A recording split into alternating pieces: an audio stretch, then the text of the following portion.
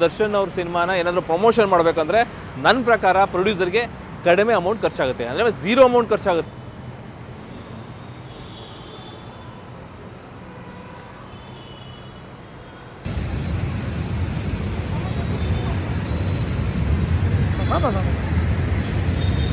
ನಾನು ಮಿಸ್ಟರ್ ಮಧು. ಸೊ ಇವಾಗ ನಿಮಗೆ ಡಿಸೆಂಬರ್ ತಿಂಗಳಲ್ಲಿ ಸಿನಿ ಪ್ರೇಕ್ಷಕರಿಗೆ ಒಂದು ಹಬ್ಬ ಅಂತ ಹೇಳಿದ್ರೆ ತಪ್ಪಾಗಲ್ಲ. ಯಾಕೆಂದರೆ ಡಿಸೆಂಬರಲ್ಲಿ ಒಂದಲ್ಲ 3 ಸಿನಿಮಾ ಬರ್ತಾ ಇದೆ, 3 ಸೂಪರ್ ಸ್ಟಾರ್ಗಳ ಸಿನಿಮಾ ಬರ್ತಾ ಇದೆ. ಸೊ ಅದರಲ್ಲಿ ಮೊದಲನೇ cinema the devil. So devil ಸಿನಿಮಾದ ಗುರುವಾರನೇ ರಿಲೀಸ್ ಆಗ್ತಾ ಇದೆ. ಇದರ ಸೆಲೆಬ್ರೇಷನ್ ಪ್ರಸನ್ನ ಥಿಯೇಟರ್ ಮುಂದೆ ನೀವು ನೋಡ್ತಾ ಇದ್ರಲ್ಲ, ಸೊ ನೀವು ನೋಡ್ತಾ ಇರ್ಬೋದು ಎಲ್ಲ ಕಡೆ ಪೋಸ್ಟರ್ಸ್ಗಳು. ಸೊ ಡೆವಿಲ್ ಪೋಸ್ಟರ್ಸ್ ಬರ್ತಾ ಇದೆ. ಇನ್ನು ಸಿನಿಮಾ 11th ಡಿಸೆಂಬರ್ ನೀವೇನು ನೋಡ್ತಾ ಇದ್ರು. ಸೊ ನೀವು ಪ್ರಸನ್ನ ಥಿಯೇಟ್ರ್ ಎಲ್ಲಿದೆ ಅಂತ ಹುಡುಕೋದ್ರೂ ಸಿಗಲ್ಲ, ಆ ಲೆವೆಲ್ಗೆ ಪೋಸ್ಟರ್ಸ್ ಬರ್ತಾ ಇದೆ. ನೋಡಿ ಇಲ್ಲಿ ಕಟೌಟ್ ಇದೆ, ಡಿ ಬಾಸ್ ದರ್ಶನ್ ಅವರ ಕಟೌಟ್ ಇದೆ ಇಲ್ಲಿ.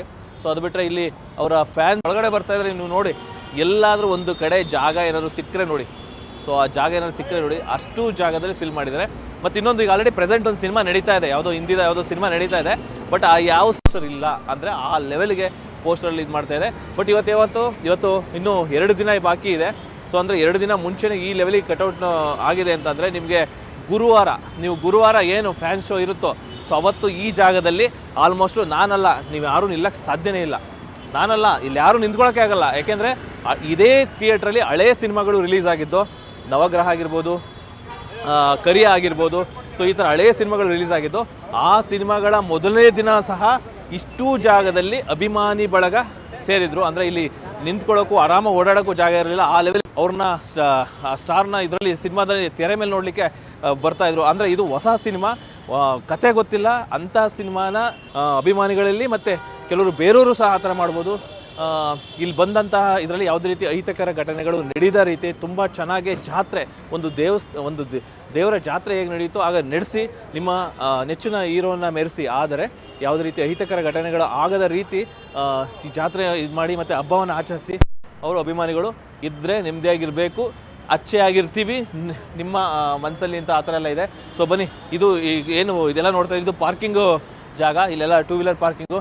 ಸೊ ನೀವು ಯಾವ ಕಡೆ ತಿರುಗ್ರಿ ಎಲ್ಲ ಕಡೆ ಅವ್ರದ್ದೇ ಫೋಟೋ ಇರುತ್ತೆ ನೋಡಿ. ಅಲ್ಲೊಂದಿದೆ, ಅಲ್ಲೂ ಇದ್ದರೆ ನೆಮ್ಮದಿಯಾಗಿರಬೇಕು ಅನ್ನೋ ಒಂದು ಸಾಂಗ್ದ ಇದು. ಮತ್ತು ಅವರ ಫ್ಯಾನ್ಸ್ಗಳು ಭೀಮಾ ಮತ್ತು ಗಜ ಅಂತ.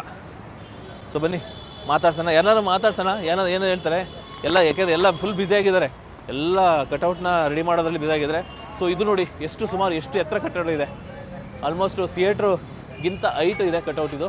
ಅಮ್ಮ ಎಷ್ಟೋ ನಟರಿಗೆ ಆಲ್ಮೋಸ್ಟು ನಮ್ಮ ಕಟೌಟು ಅಟ್ಲೀಸ್ಟ್ ಒಂದು ಥಿಯೇಟ್ರ್ ಮುಂದೆ ನಿಂತ್ಕೋಬೇಕು ಅನ್ನೋ ಆಸೆ ಇರುತ್ತೆ ಎಷ್ಟೋ ಹೊಸ ನಟರಿಗೆ.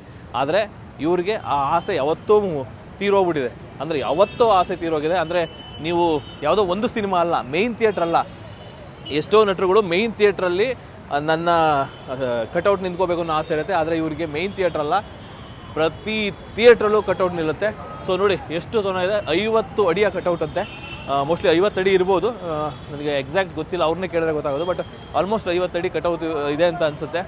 ಸೊ ಬನ್ನಿ ಒಳಗಡೆ, ಥಿಯೇಟ್ರ್ ಒಳಗಡೆ ಯಾವ ಸಿನಿಮಾ ನಡೀತಾ ಇದೆ, ಬಟ್ ಆ ಸಿನಿಮಾದ ಎಲ್ಲೂ ಪೋಸ್ಟರ್ ಇಲ್ಲ ನೋಡಿ. ಆಲ್ರೆಡಿ ಒಳಗಡೆಗೂ ಎಂಟ್ರಿ ಆಗೋಯ್ತು, ಹೊರಗಡೆ ಕಟೌಟ್ ಅಷ್ಟೇ ಅಲ್ಲ, ಥಿಯೇಟ್ರ್ ಒಳಗಡೆ ಎಂಟ್ರಿ ಆಗಿದೆ. ಮ್ಯಾನೇಜರ್ನ ಮಾತಾಡ್ಸೋಕೆ ಟ್ರೈ ಮಾಡೋಣ. ಟಿಕೆಟ್ ಆಲ್ರೆಡಿ ಸೋಲ್ಡ್ ಔಟ್ ಆಗಿದೆಯಾ, ಎಷ್ಟು ಬ್ಯಾಲೆನ್ಸ್ ಇದೆ, ಎಷ್ಟು ದಿನಕ್ಕೆ ಟಿಕೆಟ್ ಬುಕ್ಕಿಂಗ್ ಆಗಿದೆ, ಪ್ರತಿಯೊಂದು ಮಾತಾಡ್ಸೋಣ.